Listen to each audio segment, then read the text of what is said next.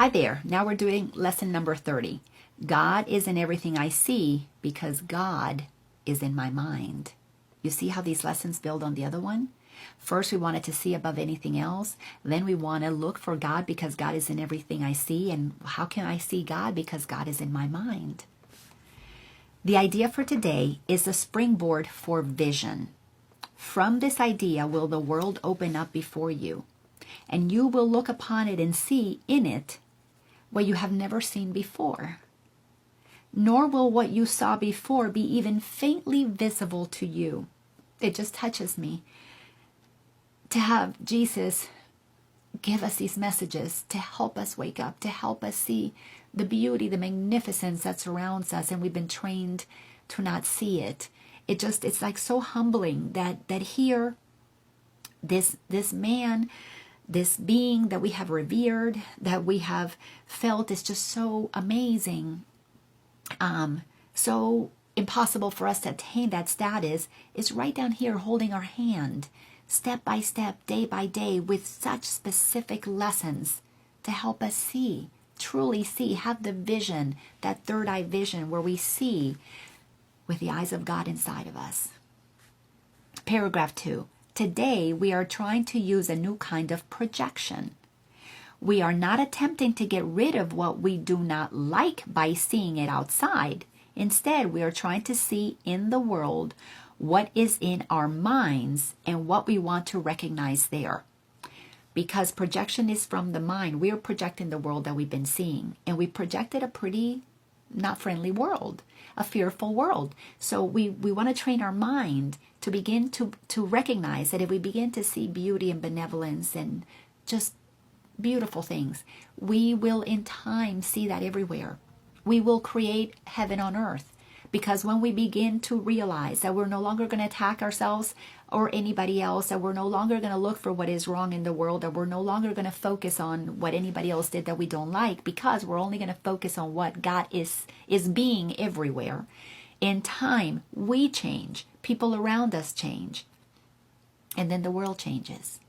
But it has to start with us. Sentence number 4, paragraph 2, thus we are trying to join with what we see rather than keeping it apart from us. So instead of seeing things out there, we're knowing that we're seeing because it's in here. That is the fundamental difference between vision and what you see, the way you see. So what our eyes is seeing out there, we think is separate from us, coming to us from the outside. But when we train our mind to have the vision of God, to see with the eyes of God, what we see out there, we will know it's coming from us, coming from our mind. Therefore, there will be nothing out there that wasn't created inside of us, which is why everything is helpful. Everything is here to help us. We just heard that in a few lessons ago. Paragraph number 3, today's idea should be applied as often as possible throughout the day. Whenever you have a moment or so, repeat it to yourself slowly, looking about you and trying to realize that the idea applies to everything you do see now, or could see now if it were within the range of your sight. Real vision is not limited to concepts such as near and far.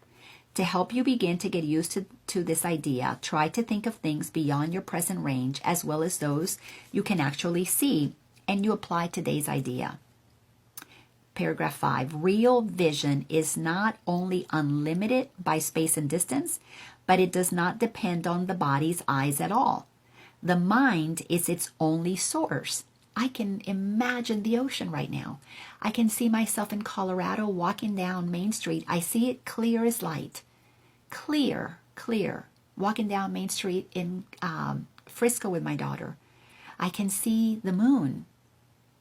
I can see the ocean. I can see my sweetheart. I can see my kids. I can see my dog. Because there is a vision inside of us that sees clearly. That's the vision we want to learn to see with. Not the body's eyes, because we've been trained that the body's eyes pick up from the outside. We want to go to the vision that's going to begin to project the world we want to see. So to aid in helping you to become more accustomed to this idea as well, devote several practice periods to applying today's ideas with your eyes closed, using whatever subjects come to mind and looking within rather than without. Today's idea applies equally to both. You can apply it to both, doesn't matter.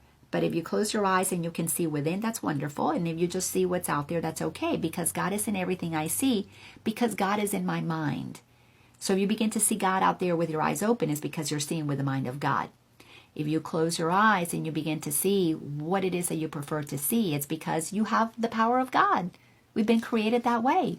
So enjoy this lesson and have fun with this. And I look forward to seeing you at the next one. Thanks, and remember, we truly are magnificent.